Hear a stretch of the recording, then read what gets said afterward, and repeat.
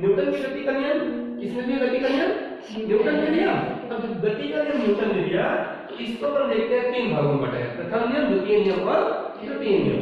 जो तीनों नियम है जिनमें से सबसे पहला है प्रथम नियम। ये प्रथम नियम क्या होता है?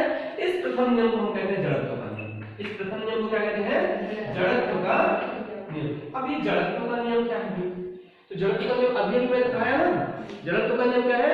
यदि कोई वस्तु स्थिर है तो वह स्थिर ही रहेगी जब तक कि उस पर कोई बल न लगाया जाए। और दूसरा क्या है? यदि कोई वस्तु गति कर रही है तो वह वस्तु उसी वेग से उसी दिशा में तब तक गति करती रहेगी जब तक कि उस पर कोई बल न लगाया जाए।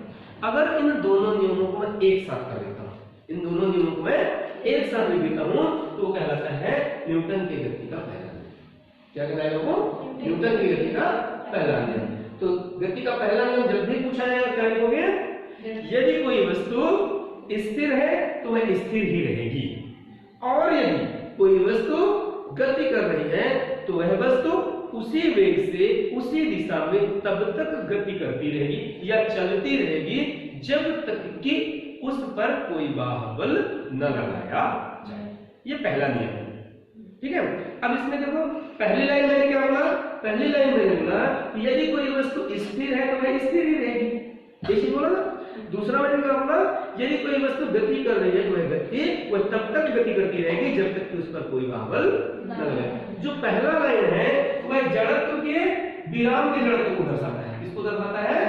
विराम का जड़त्व। जिसका पहला लाइन को किसको दर्शाता है? विराम का जड़त्व। यदि कोई वस्तु स्थिर है तो वह स्थिर ही रहेगी।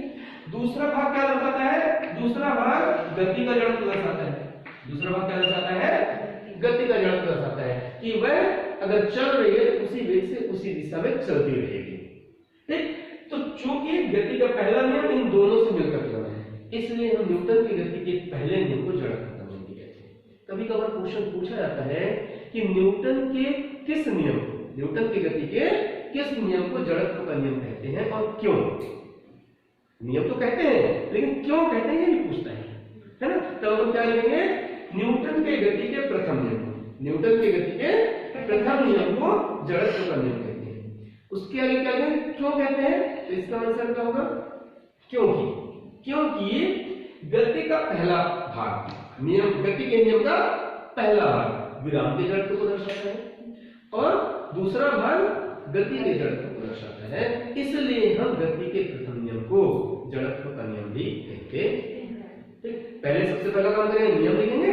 नियम लिखने के बाद बताएंगे इसका पहला भाग विराम के जड़त्व को और दूसरा भाग गति के जड़त्व को प्रदर्शित करता है।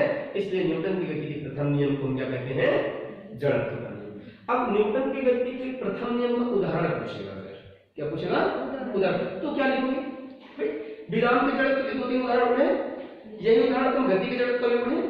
वो सब उदाहरण मिलाकर के क्या जाएगा? हमारा प्रथम नियम का उदाहरण है ना। अपन इसमें लिख सकते हैं कि यदि गाड़ी के अचानक रुकने पर, है ना, गाड़ी के अचानक रुकने पर उसमें बैठा हुआ व्यक्ति आगे की ओर झुक जाता है, ये गति का जड़त्व कहलाता है।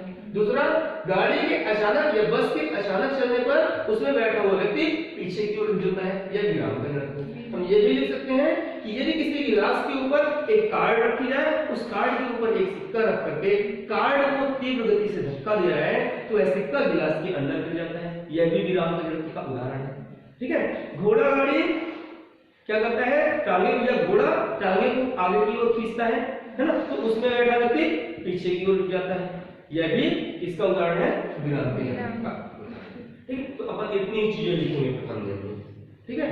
याद रहेगा ना प्रथम नियम क्या क्या बताया हमें?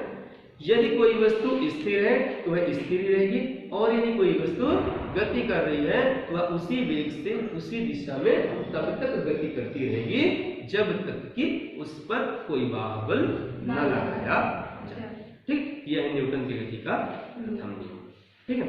अब इसके बाद हम देखते हैं न्यूटन की गति का द्वितीय नियम। क्या देखते हैं? न्यूटन की गति का द्वितीय नियम। तो न्यूटन की गति का द्वितीय नियम क्या होता है? किसी को याद है? किसी को याद है? नहीं।